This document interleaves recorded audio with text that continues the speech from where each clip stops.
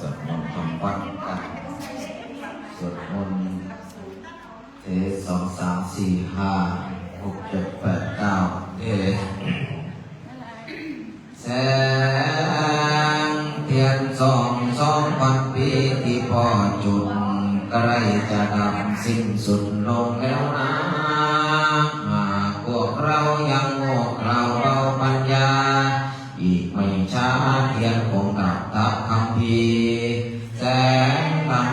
2,000 ปีที่พ่อจุดจะไม่ดับสิ้นสุดลงดอกนะพวกเรามีตาศีลภาวนาทั่วโลกาคงแจ่มแจ้งด้วยแสงธรรมแสงธรรม2,000 ปีคำพีเปิดตื่นเสียเถิดฟังพระธรรมคำสั่งสอนพุทธองค์ตรัสสรรพสิ่งไม่แน่นอนละนิวรณ์ภาวนาว่าพุทโธพุทโธสัพพัญญุตยานนธัมโมโลกุตตโรวโรสังโฆมัคคาปะลาตุจาเอเจตังรัตนาตยังเอตัสสะอนุภาเวนะสัพพะทุกขาอุปัฏฐวาอันตรายาจนาสันตุสัพพะโสทิภวันตุโนติมินาสการเรนะตัพพุทธังอภิปูชยามาอิมินาสการเรนะตังธัมมังอภิปูชยามาอิมินาสการเรนะตังสังฆังอภิปูชยามาอะระหังสัมมาสัมพุทโธภะคะวาพุทธังภะคะวันตังอภิวาเทมิ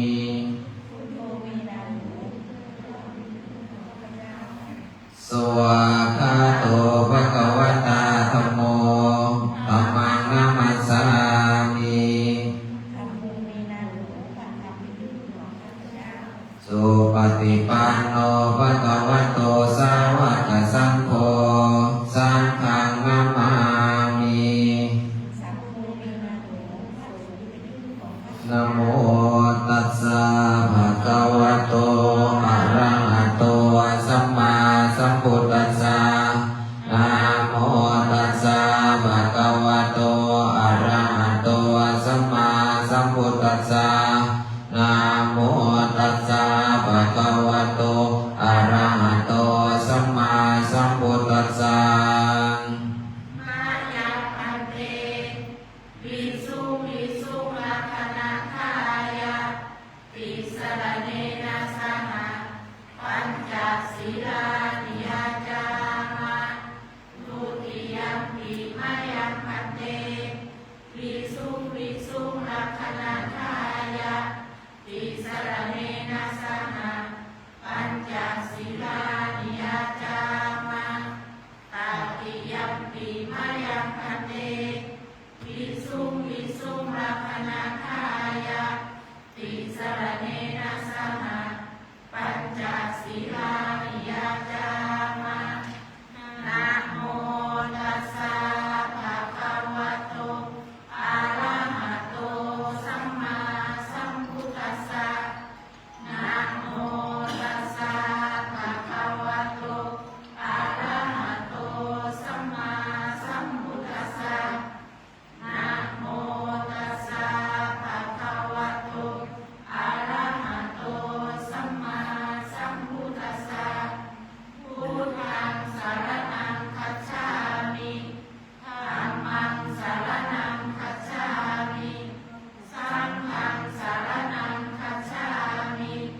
ทุติยัมปิพุทธังสรณังคัจฉามิทุติยัมปิธัมมังสรณังคัจฉามิ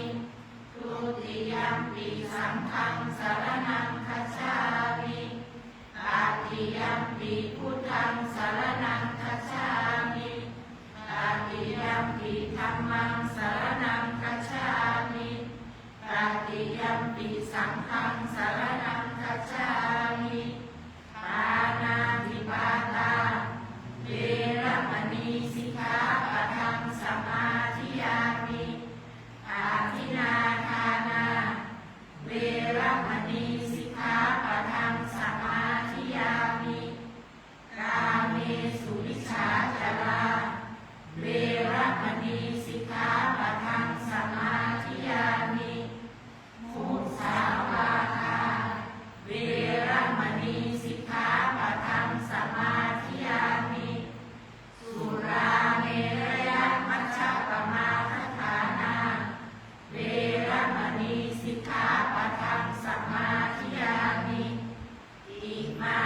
ปัญจสิกขาปทานิสมาธิยามิ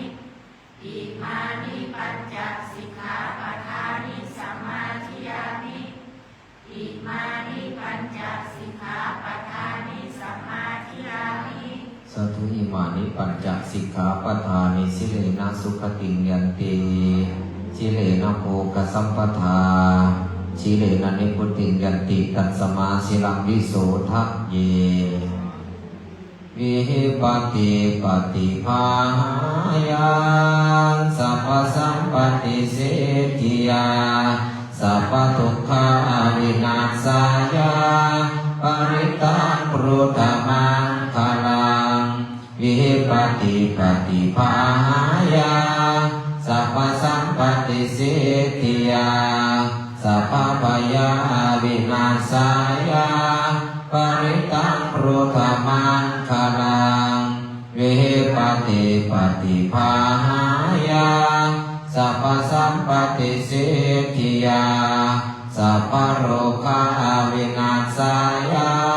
ปริตังปรุตมังคลังปริตวานเมตังสเมตาปตันตาอวิกิตากิตาปริตังพนันโตสักเขกามิจารุเปกิริสิกรตเตจันตริเกวิมาเนทิเปรเตจังกามิตรวนาคานิเกอวตุมิเกเตกุมมาจยันตุเทวาชลธารวิสเมยกกันดาปนาคาติตันตาสันติเกยังมุนิวารวจนังสาตโมเมสุนันโตธรรมสวนาคาโลอายัมปตันตาธรรมสวนาคาโลอายัมปตันตา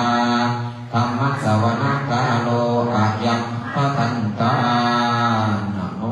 ตัสสะภะคะวะโตอะระหะโตสัมมาสัมพุทธัสสะนะโมตัสสะภะคะวะโต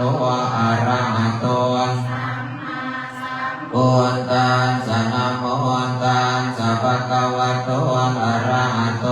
สัมมาสัมพุทธัสสะเทวมิสุตังเย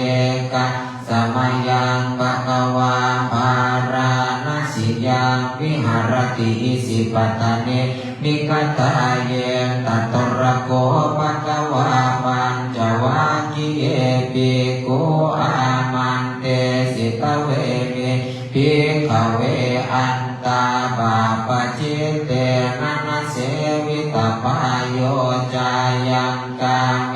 สุขามาสุขันลิกานุโยโคนิโนคัมโมโปทุชนิโกอนาริโยอนันตสันนิโตโย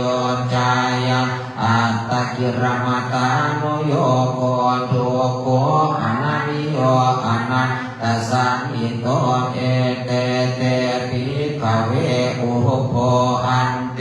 อนุปกรรมมะชิมาปฏิปตาตถาคเตนะอภิสัมพุทธังจากขุกรณียานะกรณียอุปสัมมายะอภิญญายะสัมโพ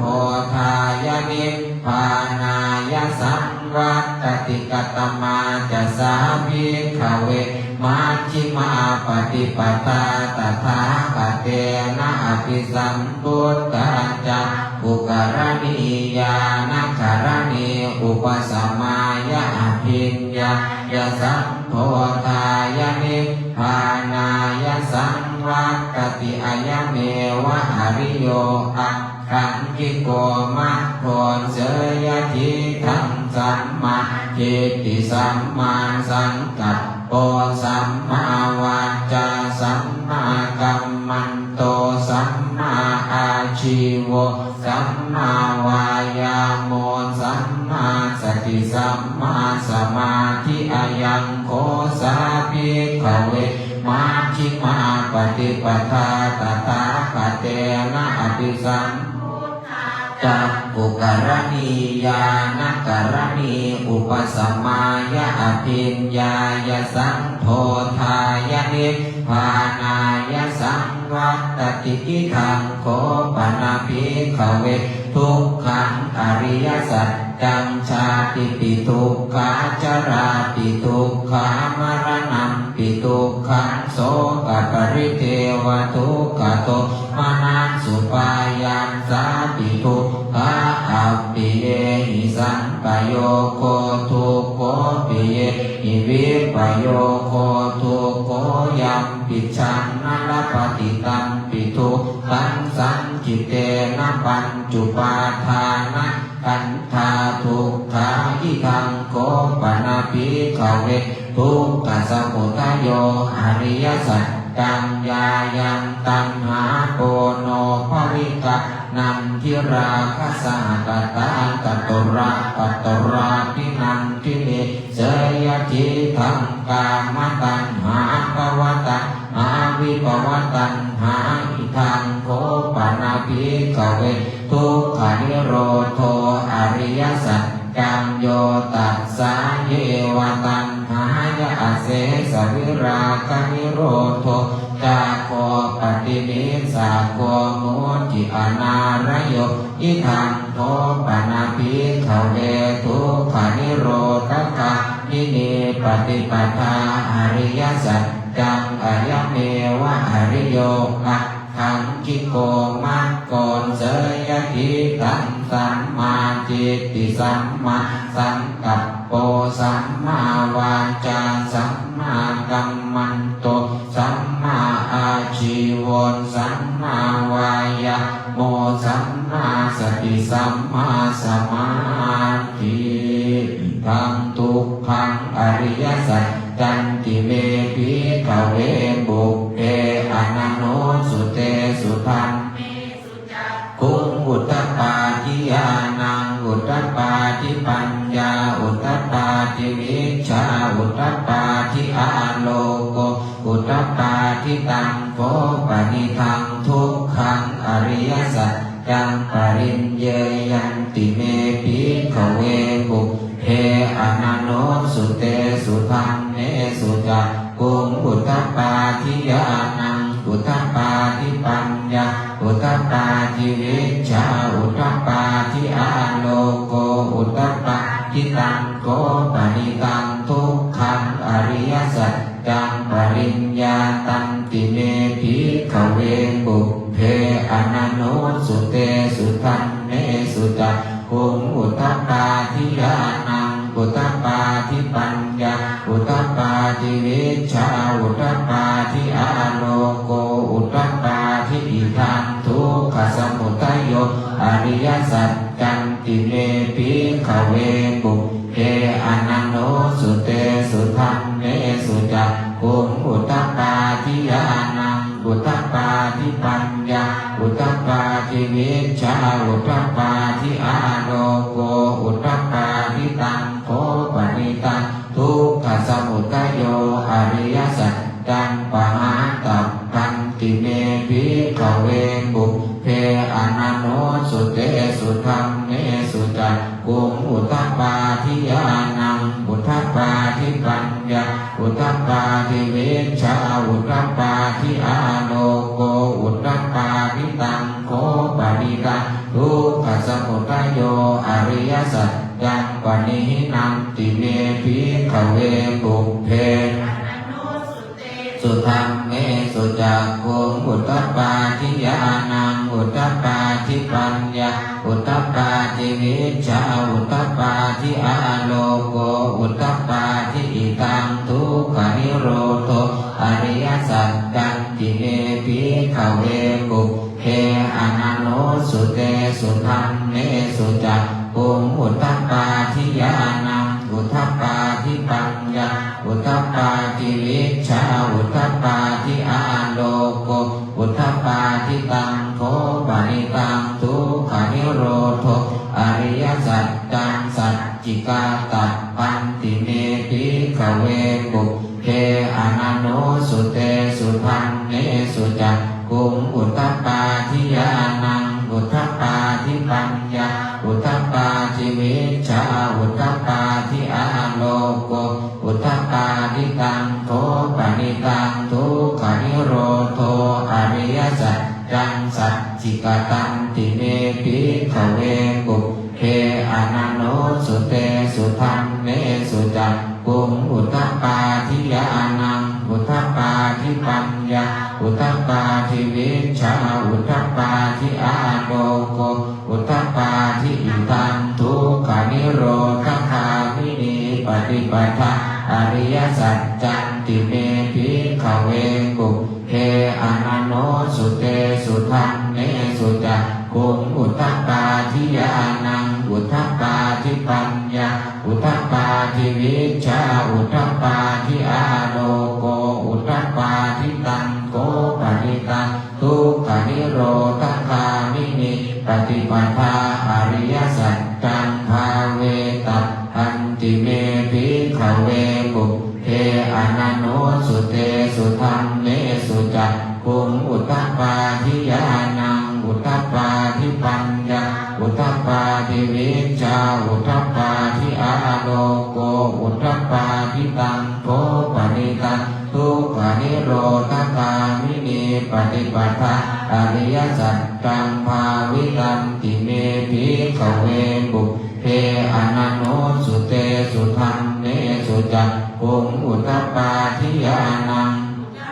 ทิปัญญาอุทธปาทิวิชชาอุทธปาทิอาโลโกอุทธปาทิยาวกีไวัยจเมภิกขเวหิเมสุจตุสุอริยสัจเจสุเอวันติปริวัตตังทวาตสักการังยะถาภูตังญาณทัสสนังนสุวิสุทธังอโมสิเนวตาวาหังภิกขเวสเทวะเกโลเกสมาลเกสพรหมเกสัสมานะพรหมนิยาปัจจายสเทวมนุษสายอนุตตรังสัมมาสัมโพธิอภิสัมพุทโธปัญจัญญาสิงยโตจะโคเมภิกขเวอิเมสุจตุสุอริยสัจเจสุเอวันติปริวัตตังทวาตสักการังยะถาภู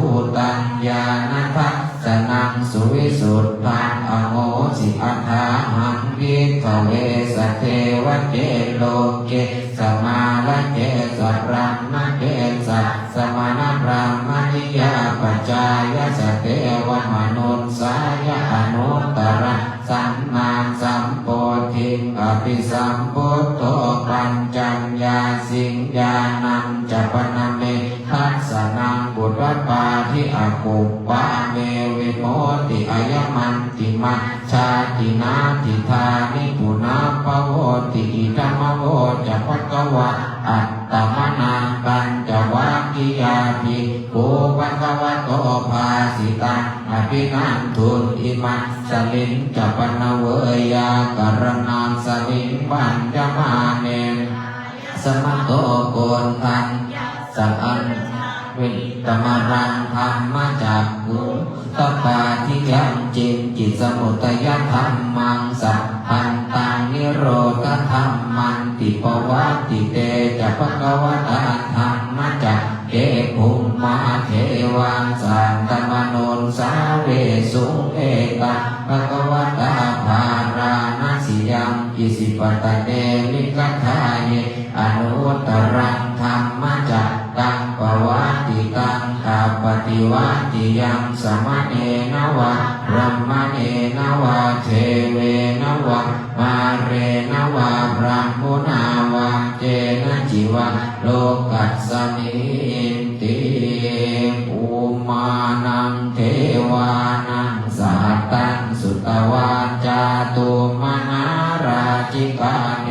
วังสันตมนุสสาเวสุจาตุมนาราจิกานะเทวานังสัตตังสุตวันตาวติงสาเทวาสัตตมนุสสาเวสุตาวติงสานังเทวานังสัตตังสุตวายามาเทวังสัตตมนุสสาเวสุยามานังสัตตังสุตวาตุสิตาเทวังสัตตมนุสสาเวสุตุสิตานังเทวานังสัตตังสุตวานิมมานรติเทวัง ตินังเทวะนังสัตตังสุตวาปรณิมมิตวัสวัตติเทวันสัตตมนุสสาเวสุปรณิมมิตวัสวัตตินังเทวะนังสัตตังสุตวาพรหมปริสัชชาเทวันสัตตมนุสสาเวสุพรหมปริสัชชานังเทวานังสัตตังสุตวาพรหมปโรหิตาเทวันสัตตมนุสสาเวสุพรหมปโรหิตานังเทวานังสัตตังสุตวามหาพรหมเทวันสัตตมนุสสาเวสุมหาพรหมนังเทวานังสัตตังสุตวาปริตภาเทวะสัตตมนุสสาเวสุปริตภานังเทวะนังสัตตังสุตวาอัปปมานาภาเทวันสัตตมนุสสาเวสุปปมานาภานังเทวะนังสัตตังสุตวาปัสสราเทวันสัตตมนุสสาเวสุอปัสสรานังเทวานังสัตตังสุตวาปริตสุภาเทวันสัตตมนุสสาเวสุปริตสุภานังเทวานังสัตตังสุตวาอัปปมาณสุภาเทวัน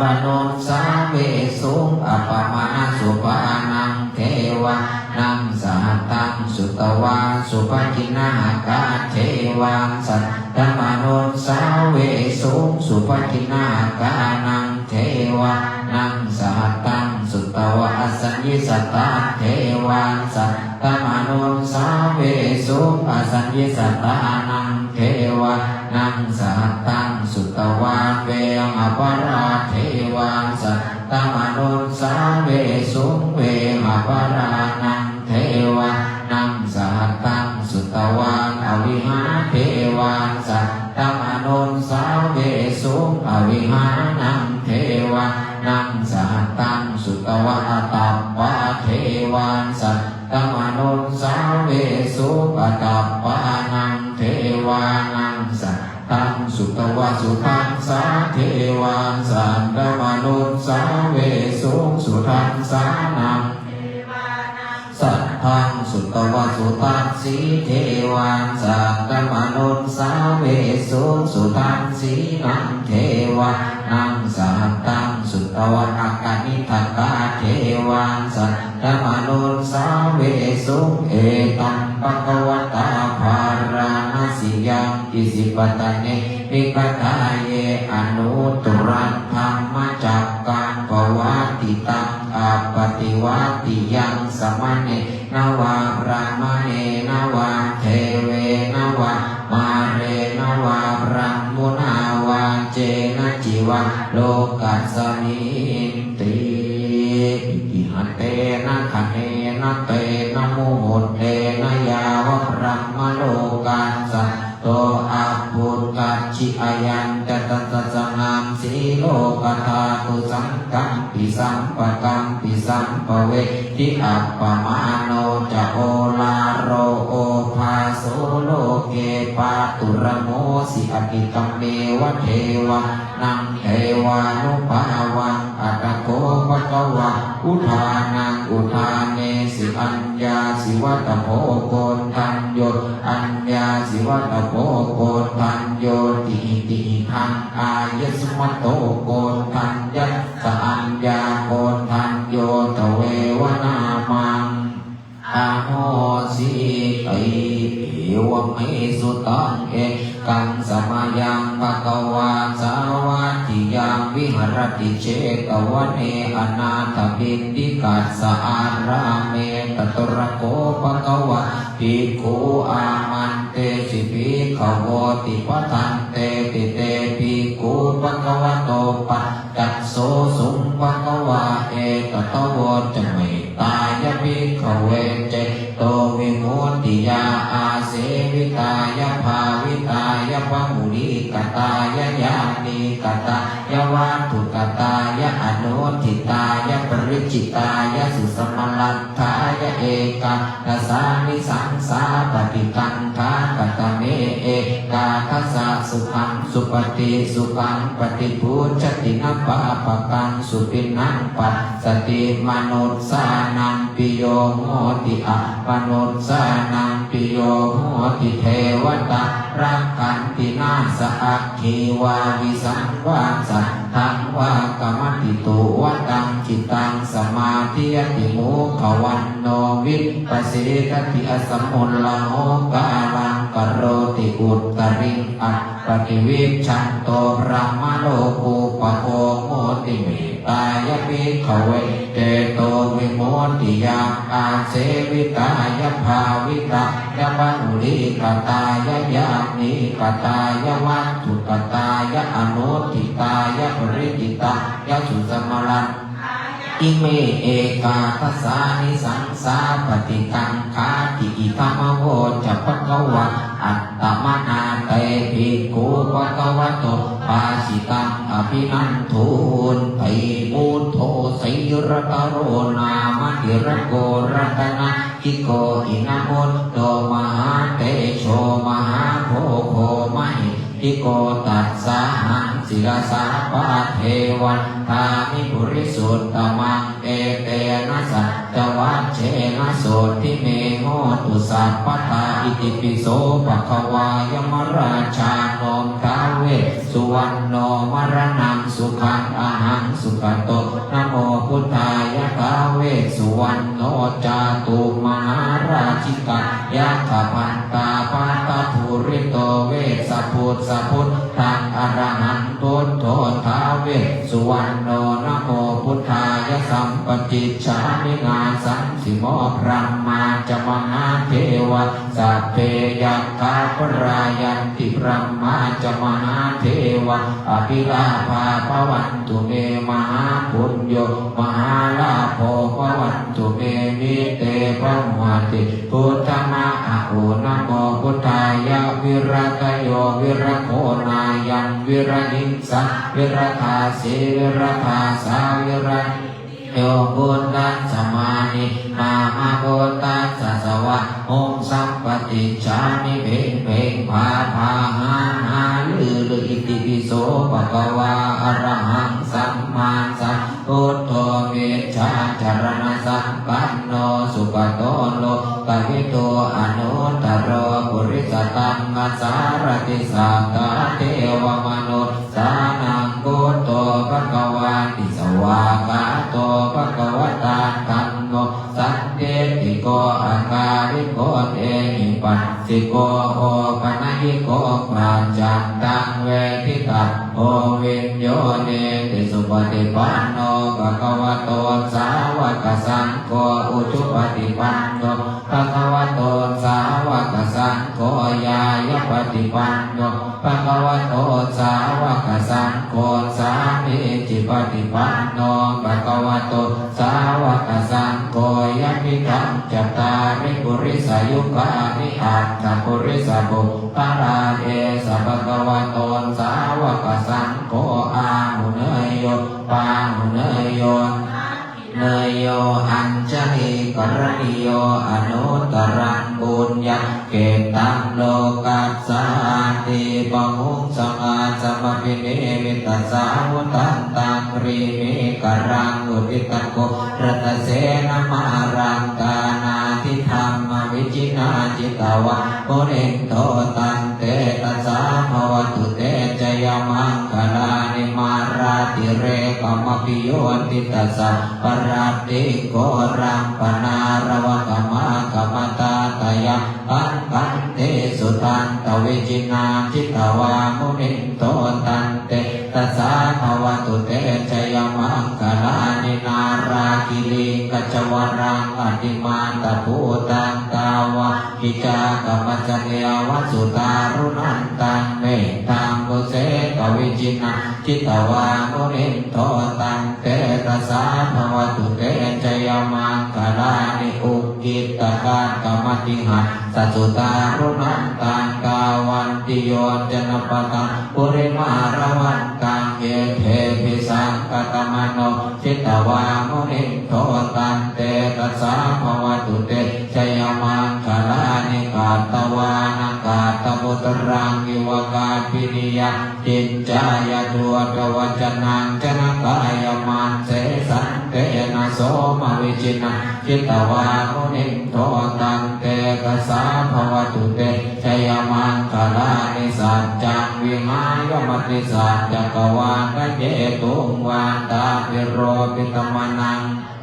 ตะพูตังปัญญาปฏิปัจจริโตจิตวะมุนินโทตังเตตัสสะภวตุเตชยมังคลานิโตปนัญจพุจจกังวิพุทธังมหิติกุเตนะเตระพุจจเกนะตมาปยันโตอิตุปเตสวิชินาจิตวามุนินโทตันเตตัสสะภวตุเตชยมังคลานิตุกังอติติพุจจเกนะสุตาตังอากังพระมังวิสุทธิสุติเมติปะกะพิธานังญาณังกเตนะวิจินาจิตวามุนินโทตันเตตัสสะภวตุเตชยมังคลานิเอตาติปุตตะชยมังคลาอาตกาทายโยวาจโนตินาติเนสรเตมตันเตหิตวะนันเอกวิเวทานิจุปาทวานิโมกขังสุขังอริกม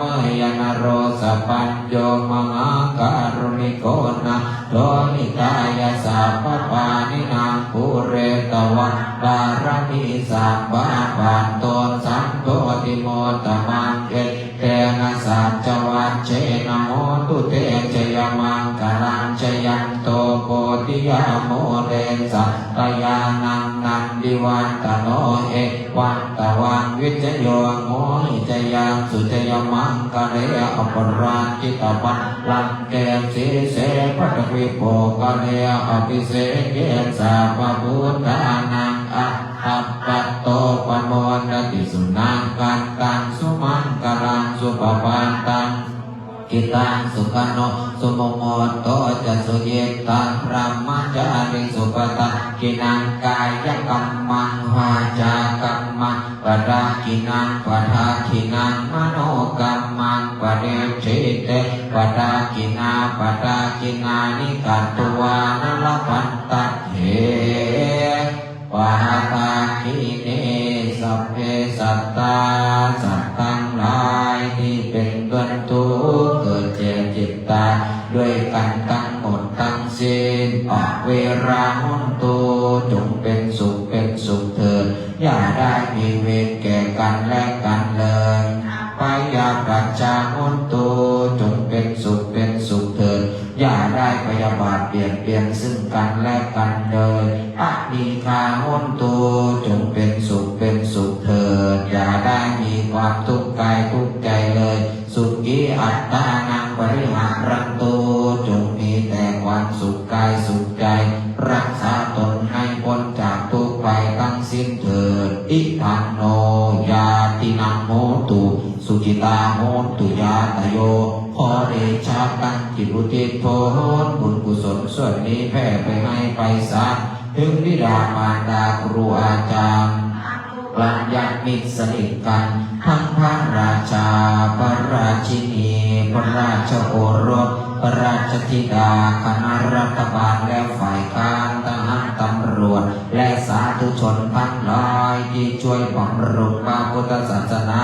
ขอให้ได้ส่วนกุศลผลบุญของฉันทั้งเจ้ากรรมนายเวรและเทพเทวันมีพระอินทร์พระพรหมพระยมพระการดาวจตุโลกบาลทั้งสี่พระภูมิเจ้าที่นางพระธรณีพระเพลิงพระพายพระแม่โพธิ์ศพพระแม่คงคาตลอดทั้งสรรพสัตว์ทั้งหลายดวงวิญญาณทั้งหลายที่ได้รับความทุกข์ขอให้พ้นจากทุกข์ที่ได้รับค ความสุขขอให้สุขยิ่งขึ้นไปขอให้ท่านทั้งหลายเหล่านั้นจงได้รับอนุโมทนากุศลผลบุญที่ข้าพเจ้าทั้งหลายได้บำเพ็ญกันแล้วได้อุทิศให้แล้วในวันนี้ทุกตนทุกคนเถิดสาธุสาธุสาธุอนุโมทามิอะระหังสัมมาสัมพุทโธภคะวาพุทธังภคะวันตังอภิวาเทมิ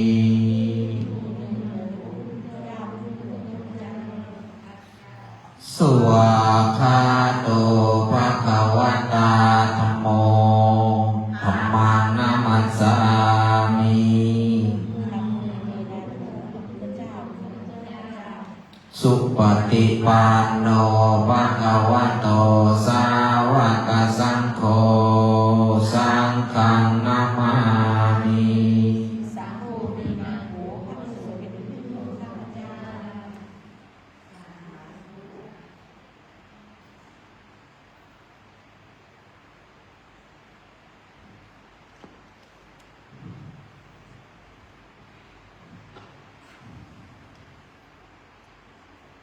อัญชลี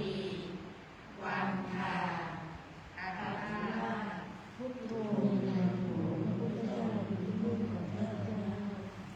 อัญชลีวันทาอัครา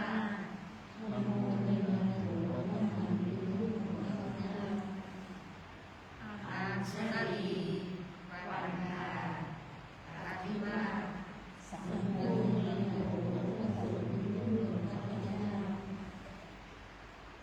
อัญชลีวันทาอัญชลีสาธุ วันนี้เป็นวันคล้ายวันประชุมเพลิงพระพุทธเจ้าเราก็ไปเผารถมาเรียบร้อยแล้วรถก็80พระพุทธเจ้าก็80 ปีต่อไปก็มีแต่สิ่งที่ดีเข้ามาทุกขละวันบนอาตมา3 วันแล้วล่ะอาตมาก็เดาอยู่ว่ามันจะมีเหตุการณ์อะไรเกิดขึ้นก็คิดอยู่พยายามรักษาตัวเองอาตมาไปจอดอยู่อุดรมันก็จะมีรถพอรถอาตมาไปก็มีคนหนึ่งมาจอดปั๊บควันขึ้นเต็มเหมือนคันนี้แหละบรรยากาศอาตมาจึงไม่ตกใจแบบมันน่าจะมีอะไรเตือนเราแล้วล่ะเดินกลับมาถึงนั่งรถจากสกลนครกลับมาถึงพังโคนเลยพังโคนมาเป็นบ้านธาตุนาเวงบ้านที่เราไปดูนะท่อมันหลุดอาตมาก็ดูแล้วมันไม่เหมือนกับเข้าปั๊มก็กลับมาถึงวัดฝนก็ตกหนักก็พักอยู่ข้างทางดูปั๊มกลับมาถึงวัดก็นั่นนี่คือเหตุบางอย่างมันเขาวางไว้หมดนั่นแหละมันเป็นเรื่องบังเอิญทุกอย่างไม่เกิดตัวนี้ดีมันก็คิดเวลาเราสวดมนต์ไปทำแผ่เมตตาไปเราสบายใจในจุดหนึ่งว่าถ้ามันหนักก็มาเอาเถอะตอนฉันกำลังมีบุญให้ถ้าไม่มีอะไรเกิดขึ้นก็ให้เป็นอโหสิกรรมต่อกันคือมันก็เกิดทุกคนนั่นแหละเหมือนนายทหารที่ถูกรถชนหน้าราชบัลลังก์ก็ได้เสียชีวิตยังไงแต่เข้ามาของแกดีรถคันนี้มันก็วิ่งอย่างแรงอยู่หน้าราชพัฒเลยนะต่ำวันนี้ก็เสียชีวิตแล้วพลโทสราวุธที่ถูกชนรถเก๋งรถกระบะฝ่าไฟแดงเห็นไหมเรื่องบางเรื่องมันไม่ใช่นั่นนะมันเป็นเรื่องที่เกิดขึ้นเราห้ามไม่ได้หรอกถ้าเรื่องรถเนี่ยก็มาเห็นจนเคยชินตาแล้วล่ะแล้วบางอย่างตอนนั้นรถฟอร์จูเนอร์1,600,000ซื้อมาตอนเช้าจะไปงานปฏิเสธแล้วนะตื่นขึ้นมามันร้องตอดรถใหม่มันจะร้องได้ไงวะก็คิดอยู่ในใจต้องมีเหตุแต่ว่าเขามานั่งสวดมนต์ในโบสถ์นี่ถ้ามันจะเอาก็เอาเถอะอย่าให้พิกลพิการก็พอแล้วถ้าจะได้มากก็กรรมนายเวรก็ปฏิเสธนะขอร้องตลอดดร.สมดีว่าผมไม่ไปนะผมไม่ไปนะไม่ได้นะพี่ไม่ได้นะเป็นงาน นายอำเภอมีงานหมู่บ้านศิลาพี่ต้องมาไม่ได้คืออยากให้ไปได้สุดท้ายก็14 กิโลถึงโนนสังก็มีเหตุทุกอย่างเกิดขึ้นกลับมาจากกบลก็มีเหตุไอ้ที่เหตุเกิดขึ้นก็รู้หมดนั่นแหละบางครั้งมันก็มีอะไรมาเตือนเราบางครั้งนะวันนี้ก็เหมือนกันไปหลายคนอย่างน้อยก็มันมีเพื่อนไม่ตกใจอาตมาเคยไปนั่งเครื่องบินจากกรุงเทพมาจากพระกุสุเมธธรรมศาสตร์ก็มาด้วยเครื่องบินลำนั้นบรรจุมาจากกรุงเทพมาลงขอนแก่นจะลงอุดรขอนแก่นลงขอนแก่นเลยนะบังเอิญอัดมันเต็ม800 กว่าชีวิตในนั้นก็มีดาราดังทัพนักตะกวดทุ่งกับลิงกุลสตรีตอนนั้นเขาคบกันเป็นแฟนกันจะไปแสดงคอนเสิร์ตที่สกลนครเราลงที่ขอนแก่นเหมือนกันก็ขึ้นแล้วไม่มีปัญหาหรอกตอนจะลงเนี่ยทำไมมันวนบ่อยเหลือเกินเครื่องบินมันวนฟื้นแต่ว่าก็มองเริ่มเอะใจแล้วดวงอาทิตย์ทำไมมันโผล่หน้ากับหน้าต่างนี่เยอะไม่ต่ำกว่า3 ครั้ง 4 ครั้ง 5 ครั้งทีนี้มันจะเอาลงไปวิสัยทัศน์หมอกมันลงไปจอดไม่ได้มือใหม่ก็หัดขับได้ยังไงประสบการณ์ไม่มีมันดึงหัวขึ้นเครื่องบินขึ้นทุกคนในเครื่องบินตกใจอาจารย์พระครูสุเมธหยิบรูปประคำออกมาท่องใหญ่เลยนะ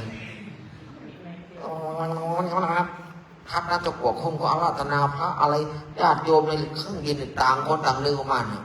อาตมาก็เดี๋ยวหลังดูนะในใจอาตมานี่คิดแบบแปลกๆไม่เหมือนใครเอาละมึงตกเถอะกูมีเพื่อนเยอะขนาดนี้เขาไม่เหงาหรอเหมือนวันนี้ละไม่เหงาอย่างน้อยก็มีคนไปด้วยเนี่ยย่างสดกันนี้หอมหนึ่งถ้ากรรมมันไม่แรงบอกเลยนะถ้าเราไม่ได้สร้างกรรมแรงๆกรรมบาปหนักๆมันไม่เกิดไม่ได้ฆ่าพ่อตีแม่ไม่ได้ยุ่ยแย่พระเจ้าประสงค์ให้เป็นกันเป็นอนันตเดกรรมไม่ตายโหงง่ายๆหรอกฉะนั้นไม่ต้องกลัวหรอกแต่อาตมาก็เห็นไฟลุกก็ไม่เคยเห็นเนาะเห็นแต่คันอื่นตกใจเหมือนกันนะแต่ตกใจก็รีบไปดับเลยมีซุปเปอร์ฮีโร่ไปช่วยดับไฟก็ไม่กลัวตายปกติพวกนี้วิ่งหนีแต่ร้องเอาขอชีวิตอย่างเดียวก็ดูกันโยมก็เหมือนมีบุญนั่นแหละมีเหตุคนก็มาช่วยเจ้าของร้านเวียงจันทร์เดิมเดี๋ยวนี้ก็เป็นรีสอร์ทก็ลืมหมดแล้วท่านก็เอาเก้าอี้ไม่นั่งเอาน้ำไม่ดื่มแล้วก็ดูแลตลอดรถผ่านไปเป็นลูกศิษย์โยมแม่ของนั่นอีกน้องลูกสาวหลานสาวของยายนั่นอีกนากระเซ็งอ้าวมาลุมดูเหมือนเป็นก็มันไม่มีอะไรมันอบอุ่น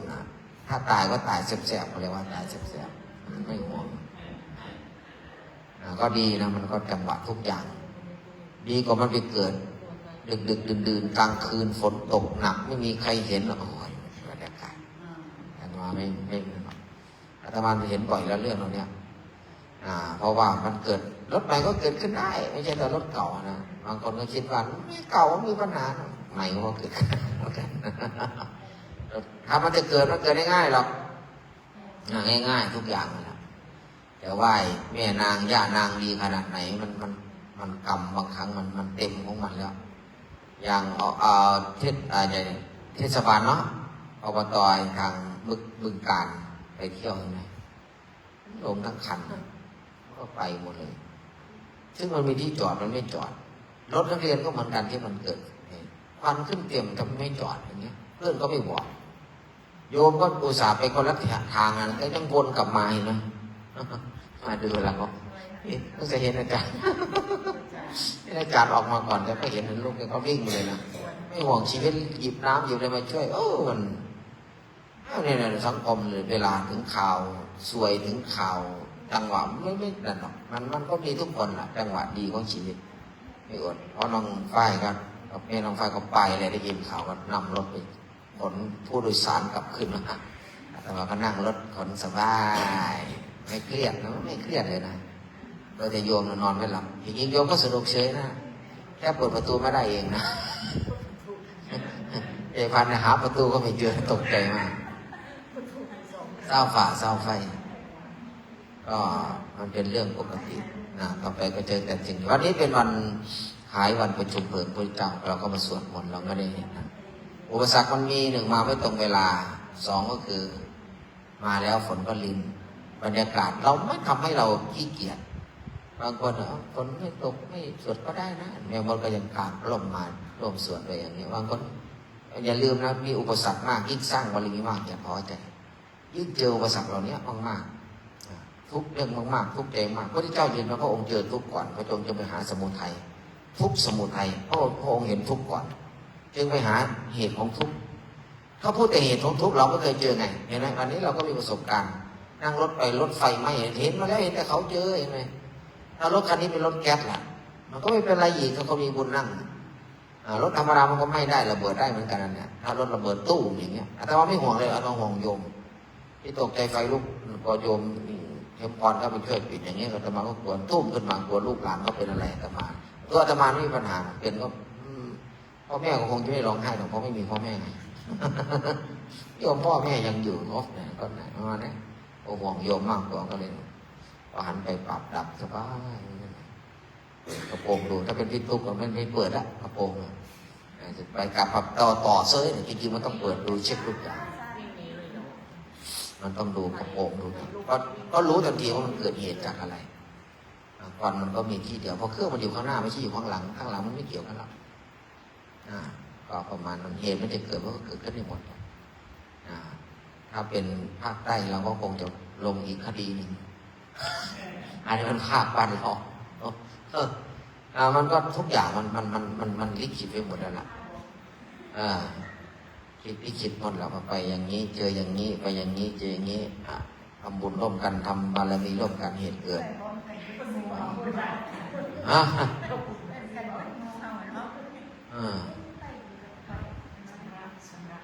มันก็เป็นมันจังหวะนั่นแหละมันทุกอย่างอย่าไปเครียดเรื่องนี้มันเห็นไหมกรรมมันสร้างสรรค์เห็นไหมพี่เอบอกให้ตัดต้นไม้อยู่วัดด้วยก็เก็บกิ่งไม้ก็ไม่อยู่กรรมมันทำแล้วมันจะได้เห็นเหตุการณ์แต่ถ้าไม่ไปก็ไม่เห็นเหตุการณ์อีกเนี่ยไม่รู้เหตุการณ์ไม่เห็นคนมีน้ำใจเอาน้ำมาให้เอาเก้าอี้มาให้มาคุยด้วยห่วงเราเจ้าของบ้านอยู่คนละฝากฝั่งรถวิ่งไปแล้วเห็นไฟอยู่รถของเราเขาก็วิ่งกลับมาอีกเลยมันซึ่งเขาไม่มายุ่งก็ได้ยิ่งไฟลุกนี่เขากลัวมันระเบิดเขาตายไงเขาก็ไม่กล้ามาไงไม่ล็อกอาตมาไม่มีปัญหาอาตมาเตรียมพร้อมแล้วเตรียมพร้อมถล่มแล้วถ้าออกมาไม่ได้มันไม่ขนาดนั้นอันนั้นน้ำอันนี้คิดไปเองจินตนาการไปเองอย่าให้มันถูกต่ำมากกว่านั้นเลยเอาแค่นี้ก็พอแล้วอย่าไปพูดปลอบใจเดี๋ยวพูดอย่างนี้ไปนอนฝันก็พากันไหลเป็นเรื่องไม่เป็นเรื่องโอ้ยจำไว้นะกระจกด้านหลังเนี่ยถ้าอยู่ข้างในตีนยันกระจกมันออกง่ายแต่ถ้าอยู่ข้างนอกนี่ทุบยังไงมันยากจำไว้กระจกถ้าอยู่ข้างในนี่แค่ตีนยันออกนะมันก็ปึ๊กออกแล้วถึงขาด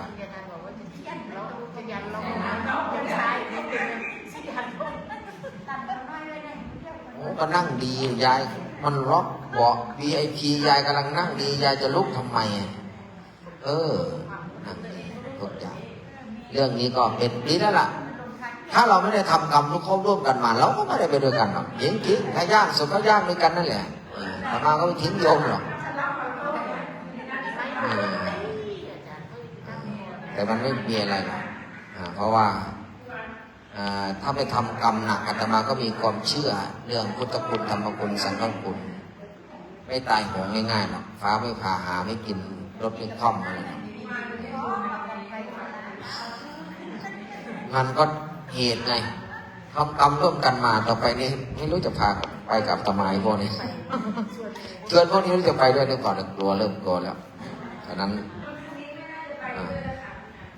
นั้นยิ่งไปดีคันนี้ฉะนั้นก็มันเป็นอุบัติเหตุทุกอย่างแต่ว่าเราก็เห็นหลายอย่างบังคับมันไม่ได้หรอกไม่เกิดครั้งนี้มันก็เกิดครั้งหน้ามันก็เตรียมพร้อมมันเกิดสักแต่เอาก็เอามันสักทุกครั้งเราแผ่เมตตาอย่าลืมนะเราฝากบอกเขาหมด ถ้าจะเอาอะไรก็นะบางครั้งกลับมาอยู่หลวงพ่อหลวงปู่มหาบัวบ้างหลวงพ่อสมภพหลวงพ่อจรัญเหล่านี้เจอแต่หนักๆนั้นหลวงพ่อจรัญคอหักหลวงพ่อสมภพก็คอหักนะหลวงปู่มหาบัวในแขนหักด้วยนะแล้วท่านรู้ว่าท่านให้เราแขนหักท่านจะไปทำไม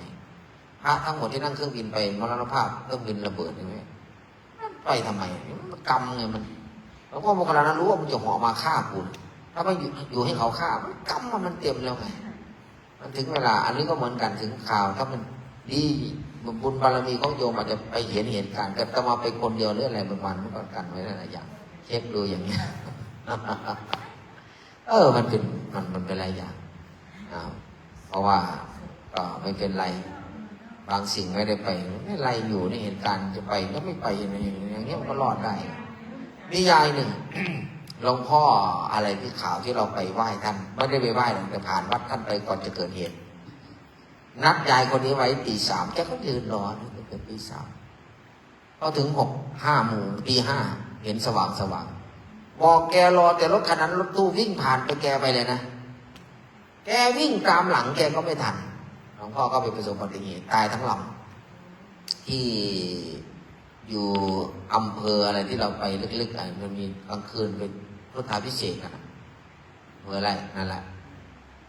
ติดหนองบัวลำพูเลยไปเข้าไปนั่นบางเวียงวังอะไรนะเอาเวียงนั่นแหละยายนี้ไม่กลับบ้านก็โกรธให้พวกนั้นทำไมไม่เรียกกูวะโกรธให้หลวงพ่อด้วยแกก็ไปเล่นกับลูกกับหลานอีกบ้านหนึ่งตกเย็นมาได้ยินข่าวลูกหลานของยายนี่ร้องไห้ยายตายแล้วแกกลับมาพี่แกก็ว่าแกไปกับรถนี้เนี่ยครับมันบางครั้งคนถึงข่าวมันก็จะมีพระเจ้าวิทุตภะก็เหมือนกันสั่งฆ่าตระกูลล้างตระกูลพระเจ้าทั้งหมดเลยสักกายะเนี่ยแต่ไม่ได้ฆ่าพระเจ้านะก็คือถ้าพระเจ้าอยู่เป็นอารวาสเลยแกก็จะจัดการสุดท้ายสุดพอฆ่าเสร็จเหตุที่แกฆ่าแกโกรธไงแม่แกเนี่ยเป็นหญิงชาวบ้านธรรมดาคือกลุ่มพระเจ้าเนี่ยให้แต่งงานเฉพาะแต่พญาติด้วยกันคือตระกูลอื่นสักกายะอื่นตระกูลราชาอื่นเนี่ยห้ามมาแต่งงานกับกลุ่มสักกายะคือแต่งงานด้วยกันสุดท้ายก็ส่งคนใช้ไปแต่งงานกับพระราชาราชาองค์นี้รู้พอกลับมาบ้านเขาก็ปลอมเสียงเขาเรียกว่าสมมติเหตุแม่เนี่ยแม่เป็นคนเป็นลูกสาวของกษัตริย์จริงๆนะก็ต้อนรับสมมุตินะพอต้อนรับเสร็จพระราชาท่านเป็นหนุ่มแน่นไงท่านก็คิดอยู่ในใจว่า16 ปียังไม่ครองราชย์โอ้เรามาเที่ยวเมืองแม่ยังไม่สนุกพอเว้ยไปสนุกหน่อยเว้ยก็เลยเหตุการณ์รับโดยทางการเรียบร้อยท่านก็ไปเที่ยวต่างหากกันไปเห็นชาวบ้านเอาน้ำนมมาราดที่นั่งที่ยืนเสือลำแผนที่รับเสด็จว่าโอ้หลวงมีคนใส่แม่มึงพยองเนาะมาสันว่าเนี่ยกูยากกูลำบากไอ้พวกนี่เขาถือวันนั่งอย่างนี้นะพามนี่พวกเนี่ยตระกูลพระเจ้าก็ถือตระกูลตัวเองด้วยแกก็พ่อเห็นกูตัวนี่แกนึกในใจเดียวกูโตของราชเมื่อไหร่กูจะจัดการกูไม่เอาน้ำนมบอกล้างที่ยืนที่นั่งที่ตั้งเตียงกูจะเอาเลือดอยู่ในคอหอยของพวกมึงนะคิดในใจพอขึ้นครองราชเป็นพระเจ้าเป็นพระราชาแกงานแรกแกมาจัดการสักกายะเลยรอดคนเดียวคือมหานามะ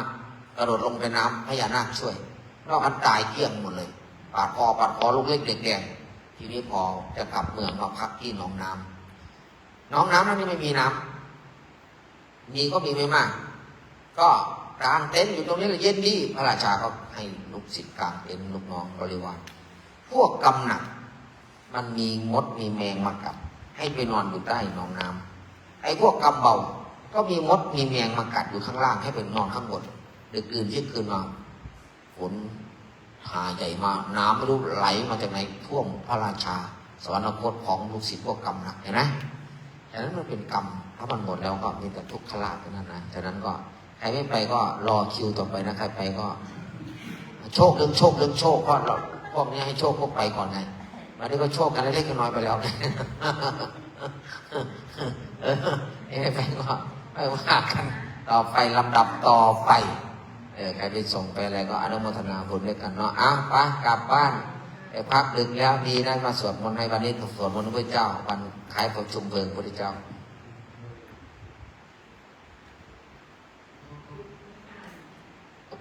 กลับไปบ้านไปสวดอีก นอนว่าหลับก็